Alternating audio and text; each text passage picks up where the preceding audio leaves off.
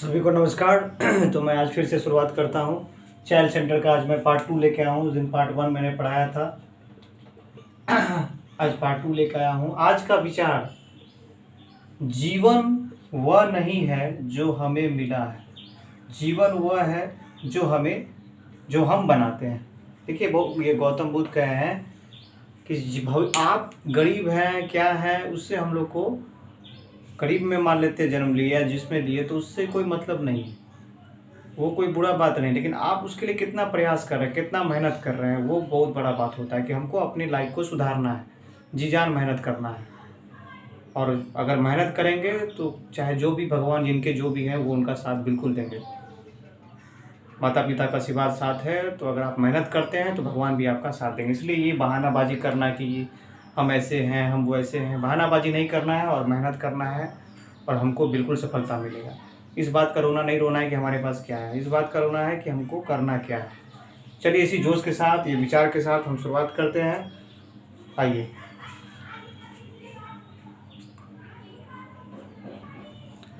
बात करते हैं। कल हम पढ़ाए थे पार्ट 1 में चाइल्ड सेंटर में बाल केंद्रित शिक्षा में क्या क्या टॉपिक, उस पर बात करते हैं। मेन बात सबसे पहले होता है चाइल्ड सेंटर एजुकेशन में क्या करना है। जब हम बच्चे को पढ़ाने जाएंगे क्लासरूम में, फोकस ऑन चाइल्ड, बच्चे पर पूरा फोकस होना चाहिए। करेंट्स लाइफ एंड एक्सपीरियंस, बच्चे को जब आप कुछ पढ़ा रहे हैं तो बच्चे को दैनिक जीवन में वो, जैसे आप उस पर उदाहरण दीजिए कि दैनिक जीवन में आप मान लेते दुकान का उदाहरण दे दीजिए। मान लेते हैं आप मैथ ही पढ़ा रहे हैं, तो आप बोले कि मान लेते हैं कि एक रसगुल्ला का दाम 5 रुपया है, तो 10 रसगुल्ला का दाम कितना होगा। तो इस तरह से आप दैनिक जीवन से उसको जोड़िएगा, मतलब उसके दैनिक जीवन से अगर आप उसको कनेक्ट करते हैं तो बच्चा वो ज़्यादा से ज़्यादा उसको सीखेगा।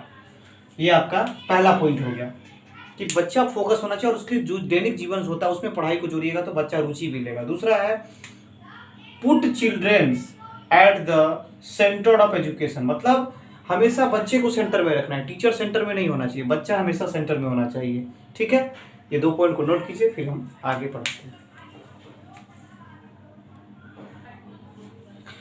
अब देखिए, इसमें तीसरा पॉइंट है आपके सामने, provide opportunities to harness their skill. Harness का यहाँ वर्ड है कि बच्चे को ज़्यादा से ज़्यादा मौका दीजिए। बच्चा अगर गलती भी करता है तो उसको आपको डिमोलाइज नहीं करना, उसको ज़्यादा से ज़्यादा खुद करे तो वो सीखेगा, अपना स्किल को बढ़ते जाएगा। जितना उसको मौका दीजिएगा, आप सिर्फ गाइड का भूमिका निभाइए और उसको ज़्यादा से ज़्यादा करने का फिर वो सीख जाएगा।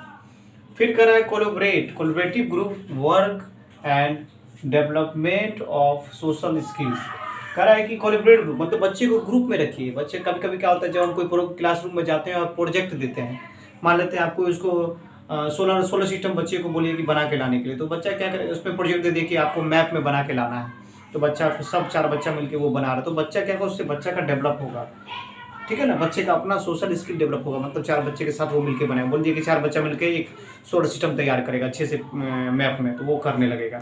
ठीक है, तो इससे वो बच्चा ज़्यादा से ज़्यादा, अगर बच्चा सेंटर में होगा तो वो सीखेगा। चाइल्ड सेंटर हमको यही बताता है कि बच्चे को सेंटर में रख के हमको फाइनली पढ़ाना है।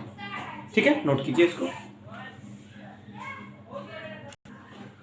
अब क्या होता है, एक डॉक्टर मोंटेसरी थी, वो जर्मनी की थी। डॉक्टर मोंटेसरी ने बच्चे को कहा है, बच्चे का जो हाथ होता है, the hand is the chief teacher of the child, मतलब बच्चे का जो हाथ होता है उसको हम लोग मेन आधा शिक्षक बोल सकते हैं। मतलब बच्चे को ज़्यादा से ज़्यादा खुद करवाने के लिए बोलिए, उसको अपने द्वारा कलम विधि द्वारा कर उसको दीजिए कुछ करने के लिए, ताकि आप सिर्फ उसको गाइड कीजिए तो बच्चा अच्छे से वो सीखेगा। यह कही थी मरिया मोंटेसरी, कही थी कि बच्चे का जो हाथी है वो निर्माता है। ठीक है, चलिए नोट कीजिए इसको। अब देखिए, बात करते हैं क्वालिटीज, मतलब quality of progressive school. Progressive school का मतलब होता है प्रगतिशील, मतलब बच्चे का डेवलपमेंट किस हिसाब से होता है, क्या गुण है। सबसे पहले लर्निंग बाय डूइंग, ये मेथड आपको अपनाना है, यानी बच्चे का लर्निंग बाय डूइंग, बच्चे को करके सिखाना है।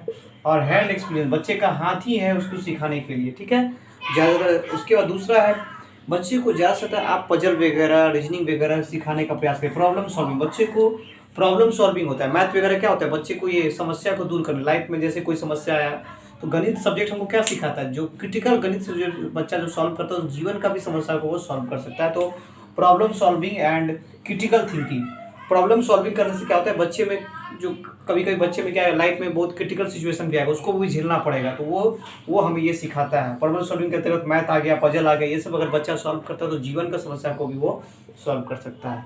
तो ये हमको ये बताता है, इसको नोट कीजिए, फिर हम आगे बता रहे हैं। अब देखिए जो मेन बात है, मोंटेसरी जो बोली है, मोंटेसरी से that frequently compare the young to a sponge, मतलब बच्चे को तुलना वो एक स्पॉन्ज से की है कि बच्चे को आप जैसा ढालिएगा बच्चा वैसे ढलेगा, ठीक है। और फिर क्या बोलिए, the mind literacy literally absorb, मतलब बच्चे का जो दिमाग होता है वो एब्जॉर्ब करता है, मतलब सोख लेता है। एब्जॉर्ब का मतलब सोखना होता है।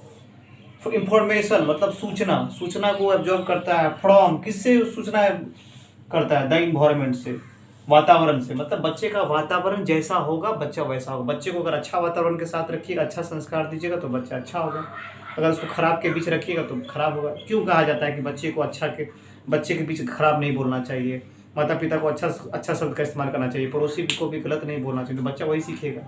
इसलिए बच्चे का जो परवरिश होना चाहिए उसको हर चीज़ सिखाना चाहिए, संस्कार भी उसके अंदर डालना चाहिए, ठीक है। इसको नोट कीजिए।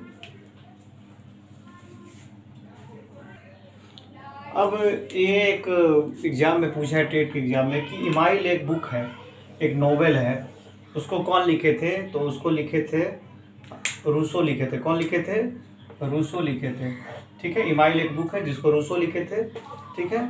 और कभी कभी पूछ देता है कि प्ले वे मेथड, यानी कि किंडरगार्टन मतलब फ्रेडरिक फोगल जो थे वो जर्मनी के थे, उन्होंने कहा था, ये कहाँ के थे, तो जर्मनी के थे। इन्होंने कहा था बच्चे को बगीचा कहा था, ठीक है, मतलब कि बच्चे को फूलों का बगीचा कहा, और टीचर क्या है, माली, जैसा परवरिश जैसा सींचेगा वैसा बच्चा वो होगा।